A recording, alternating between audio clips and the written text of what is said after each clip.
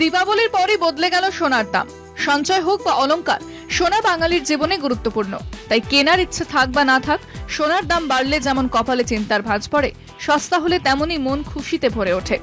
সম্প্রতি ধানতেরাসে সোনার দাম কমেছে, একই পরিস্থিতি ছিল দীপাবলির আবহে। তাই বুধবার ভাইফোঁটার আবহে সোনার রেট নিয়ে আগ্রহ ছিল ক্রেতাদের মনে। পুজোর মরশুমে ছিল সোনা ওর উপর রেকর্ড দাম, বিয়ের মরশুমের আগে চিন্তায় মধ্যবিত্ত। অনিশ্চিত শেয়ার বাজার লগ্নির জন্য প্রথম পছন্দ সোনা, তাই এই পরিস্থিতি। দাবি বাজার বিশেষজ্ঞদের, আশঙ্কা আরো বাড়তে পারে সোনার উপর দাম। তবে বুধবার মিলেছে কিছুটা স্বস্তি। 2020 পর একদিনে সব থেকে বড় পতন সোনার দামে, প্রায় 8,000 টাকারও বেশি কমে গেছে সোনার দাম। রূপো প্লাটিনামও নিম্নমুখী হিসেবে তো আশা করছি কাস্টমার হবে, কেন যেই সুযোগটা ধানতেরাসে অনেক কাস্টমাররাই মিস করে গেছে, এত হাই রেট, যার জন্য অনেকের বাজেট ফ্রেন্ডলি করতে পারেনি।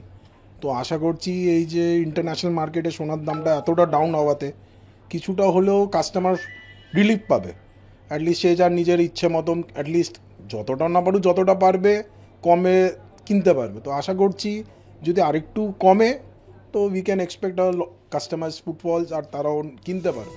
2020 সালের অক্টোবরের দাম ছিল প্রতি 10 গ্রামে 47,000 টাকা, যা এখন 1,30,000 টাকায় পৌঁছেছে। এর অর্থ হলো এটি 5 বছরে প্রায় 200% রিটার্ন দিয়েছে। গত দীপাবলির পর থেকে সোনা 60% রিটার্ন দিয়েছে। তবে এই বছর এখনো পর্যন্ত সোনার দাম 54,700 টাকা বেড়েছে।